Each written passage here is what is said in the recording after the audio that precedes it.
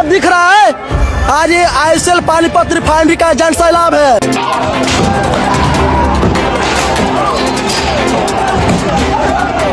बड़ी खबर जो हरियाणा के पानीपत से आ रहा है। पानीपत रिफाइनरी में 23 फरवरी को हजारों की संख्या में हड़ताल कर रहे ठेका मजदूर पर सुरक्षा बलों द्वारा लाठीचार्ज के खिलाफ मजदूरों का गुस्सा भड़क उठा और जिस कारण मजदूर और सुरक्षा बलों में भिड़ंत हो गई। ये नई बात नहीं है। जब भी मजदूर हड़ताल करते हैं तो पुलिस प्रशासन द्वारा ऐसे दमन कर मजदूरों को उकसाया जाता है। लंबे समय से मजदूर ओवर टाइम अधिकारों के दुर्व्यवहार समेत अन्य मांगों को लेकर प्रदर्शन कर रहे थे।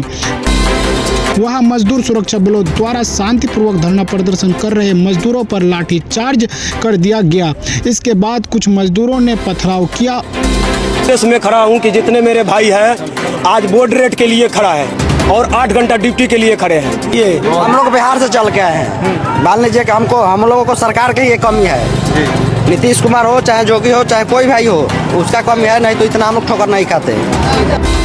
और निर्माणाधीन प्रोजेक्ट के पास खड़ी कई गाड़ियों को पलट दिया। वहां 10 से ज्यादा गाड़ियों में तोड़फोड़ की गई, जिससे माहौल तनावपूर्ण हो गया। मजदूरों की मांगों को न मानना और उल्टा सुरक्षा बलों द्वारा लाठीचार्ज कर देना घोर निंदनीय है। इस घटना का जिम्मेदार सुरक्षा बल और रिफाइनरी प्रबंधन वर्ग है। मजदूरों की मेहनत की लूट की जा रही है, उनकी मांगे जायज है। रिफाइनरी के अंदर कई प्रोजेक्ट पर काम चल रहा है।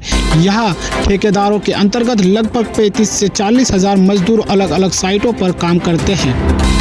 कहने को 8 घंटे की ड्यूटी टाइम है, लेकिन उससे 12 घंटे तक काम लिया जा रहा है। ओवर टाइम का पैसा भी नहीं दिया जा रहा है और 2 महीनों से मजदूरों का वेतन तक नहीं मिला है। मजदूरों ने कहा कि वो गेट नंबर 4 पर काम करते हैं। यहाँ से भीतर साइट तक जाने के लिए ना ही कोई साधन की व्यवस्था है, भीतर कोई शौचालय भी नहीं है। पैदल ही शौचालय के लिए दूर दूर तक आना जाना पड़ता है। मजदूरों ने कहा कि उनकी साइट के पास खाने पीने की कोई भी व्यवस्था नहीं है, कैटरिंग तक नहीं है। उन्हें खाना खाने के लिए दूर पैदल जाना पड़ता है। इस दौरान उनके लंच का समय कटता रहता है। समय पर दोबारा साइट पर ना पहुंचने पर फटकार लगाई जाती है। उन्होंने बताया कि जब जब उनकी सैलरी आती है तो बेहिसाब कटौती के साथ मिलती है। पीएफ और ईएसआई के नाम पर उनकी सैलरी ज़्यादा काटी जाती है।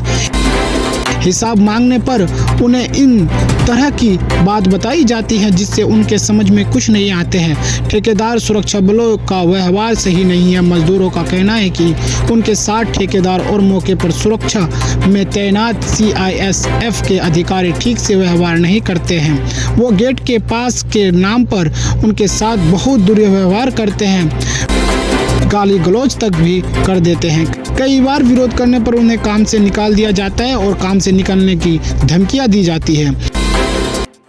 आज फांसीवादी मोदी सरकार द्वारा लागू मजदूर विरोधी लेबर कोड परिणाम है। मजदूरों को यूनियन बनाने ठेका प्रथा के खिलाफ व काम के घंटे बढ़ाए जाने के खिलाफ आंदोलन तेज करनी होगी, क्योंकि आज की मजदूर आज अपने हक अधिकार के लिए पानीपत के सभी मजदूर उभर पड़ा है और उनकी मांगे जायज है। सरकार को इसकी मांगे मांगनी चाहिए। क्या है आगे की अपडेट आप लोगों को देते रहेंगे। आप लोग इसी तरह देखते रहिए अधिकार न्यूज़। Thank you.